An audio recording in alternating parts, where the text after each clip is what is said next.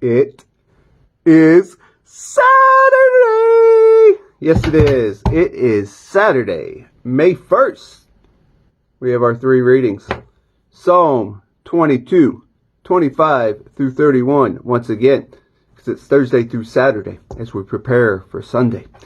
Amos 9, 7 through 15 is our Old Testament reading, just bumped up a little bit into the story. And our New Testament reading is shifting, and it's going to the Gospel of Mark, chapter 4, verses 30 through 32. And here is our readings. Psalm.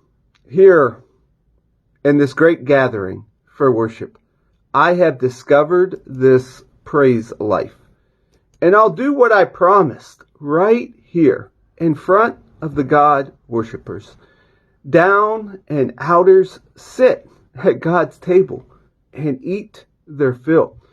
Everyone on the hunt for God is here, praising Him. Live it up from head to toe. Don't ever quit. From the four corners of the earth, people are coming to their senses, are running back to God.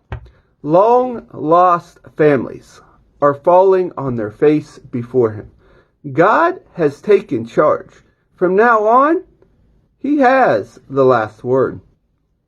All the power mongers are before Him, worshiping. All the poor and the powerless too, worshiping. Along with those who never got it together, worshiping. Our children and their children will get in on this as the word is passed along from parent to child. Babies not yet conceived will hear the good news that God does what He says. Our Old Testament reading comes from Amos chapter 9, verses 7 through 15. Do you Israelites think you are better than the far-off Cushites? God's decree. Am I not involved with all nations?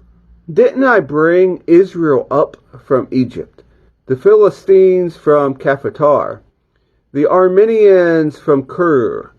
But you can be sure that I, God, the Master, have my eye on the kingdom of sin.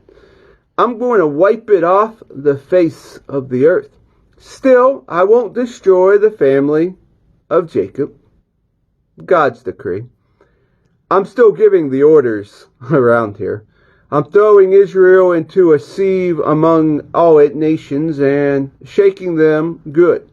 Shaking out all the sin, all the sinners. No real grain will be lost, but all the sinners will be sifted out and thrown away. The people will say, nothing bad will ever happen in our lifetime. It won't even come close. But also, on the judgment day, I will restore David's house that has fallen to pieces. I'll repair the holes in the roof, replace the broken windows, fix it up like new. David's new people will be strong again and seize what's left of enemy Edom, plus everyone else under my sovereign judgment. God's decree. He will do this. Yes, indeed. It won't be long now. God's decree. Things are going to happen so fast, your head will swim.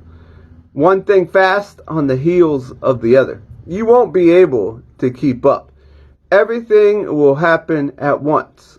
And everywhere you look, blessings. Blessings like wine pouring off the mountains and the hills. I'll make everything right again for the people of Israel. They'll rebuild their ruined cities. They'll plant vineyards and drink good wine. They'll work their gardens and eat fresh vegetables. And I'll plant them on their own land. They'll never be uprooted from the land I'll give them. God, your God, says so. Then our New Testament reading comes from the book of Mark, the Gospel of Mark, chapter 4, 3 simple verses, 30 through 32. How can we picture God's kingdom? What kind of story can we use? It's like an acorn. When it lands on the ground, it is quite small as seeds go. Yet, as it is planted, it grows into a huge oak tree with thick branches, and eagles nest in it. And here ends our readings for the day.